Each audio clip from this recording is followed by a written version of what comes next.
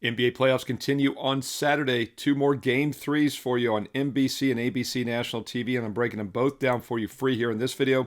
Gonna look at Pistons at Cavaliers, also Thunder at Lakers. Free plays and analysis coming up for Saturday NBA right here, right now. Hi, this is Steve Merril, WagerTalk.com, right back here on WagerTalk TV. And don't forget, I'll continue to give you every NBA playoff game free this postseason right here in daily videos. All I ask is a quick thumbs up, like, and if you're on a mobile device, hey, click that hype button as well. Click subscribe and click the bell here for instant alerts so you'll know when Sunday, Monday, Tuesday, all the videos are posted each and every day here on WagerTalk TV. All right, first game is on the daytime card Saturday afternoon at 3 o'clock Eastern on NBC and Peacock. We're looking at Detroit, Cleveland.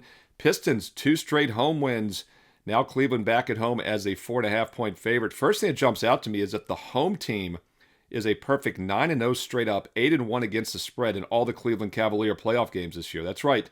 The home team was 7-0 in that Raptors series, and Detroit won both games in this one. In fact, Cleveland won Game 5 by 5 but failed to cover. That's the only time the home team didn't cover in the 9 Cleveland games. So while the Cavaliers are up against it, they do fit in numerous good bounce-back situations, and I do like the fact that the home team has dominated Cleveland playoff games so far this season. Keep in mind, Cleveland won both games 1 and 2 by double digits against the Raptors, and then they lost both on the road, didn't cover Game 5, lost Game 6, blowout win in Game 7, which I thought maybe left them a little hungover in that loss in Game 1 at Detroit.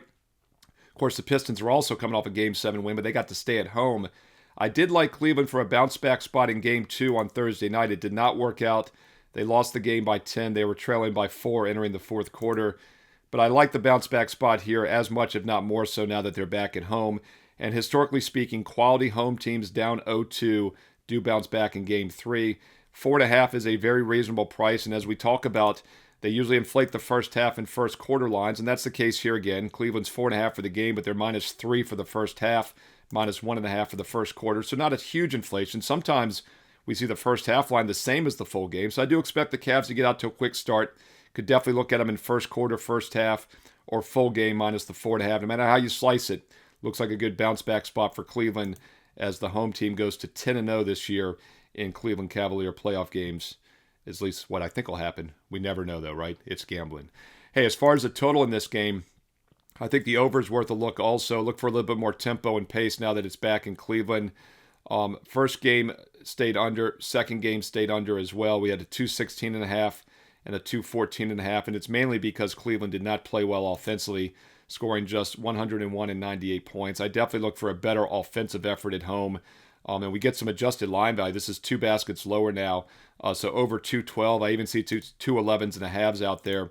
I like the over in this game as well. And if I like Cleveland and I like the over, you know where I'm going. I like the team total over 108, 107.5, 108. Cleveland team total makes a lot of sense because if this is a bounce-back spot after 2 subpar offensive games on the road, I look for the Cleveland offense to play well. Cleveland team total over that 107.5, 108. Looks like a solid play as well. 3 o'clock Eastern Saturday on NBC. Player props. If we're back in the Cavs, we got to look at the backcourt. Harden and Mitchell, they're going to have to do the heavy lifting. As expected, Allen did bounce back with a good showing in Game 2 the other night. He had a really bad Game 1. I mentioned he was worth a look to his over. So even though Cleveland didn't win the game, Jared Allen did have a nice bounce-back performance. He had only 2 points, of course, in Game 1.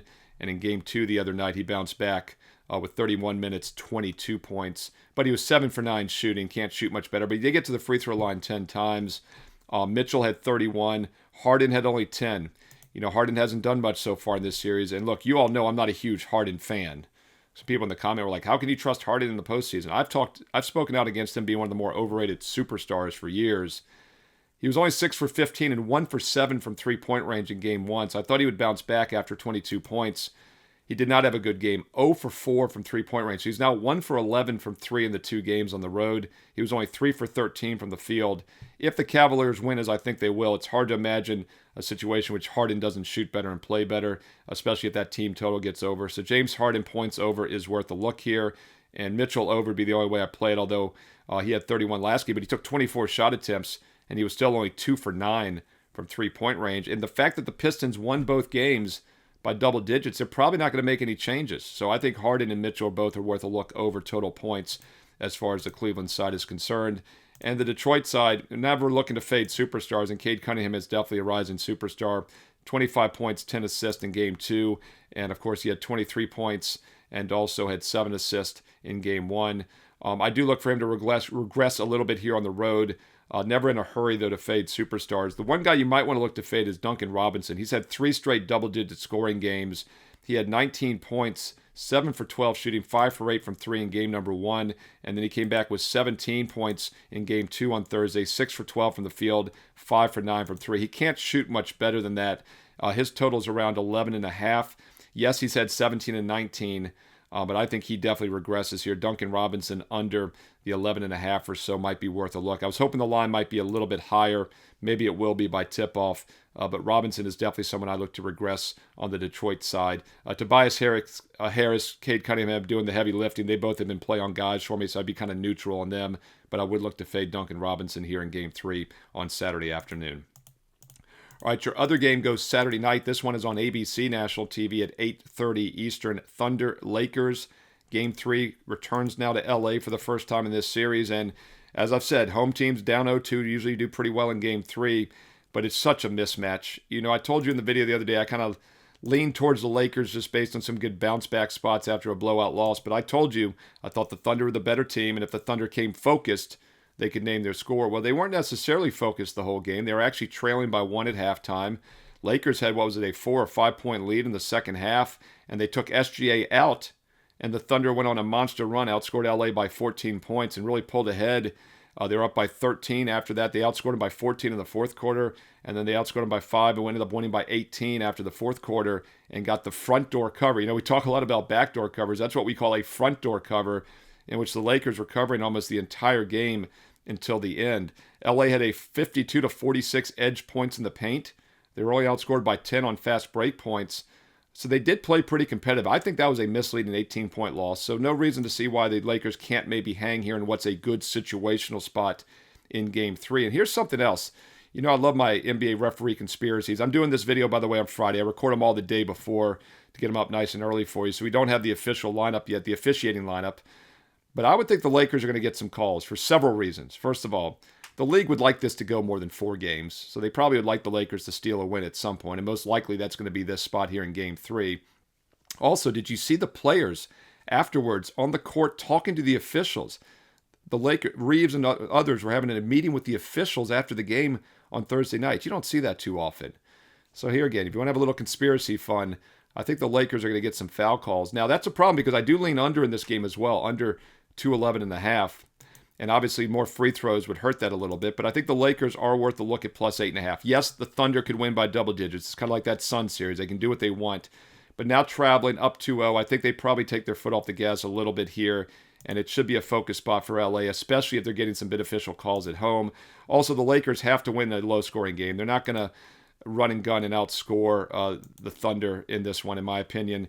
And as I said, they only had, 4 fast break points in the entire game the other night. Thunder only had 14.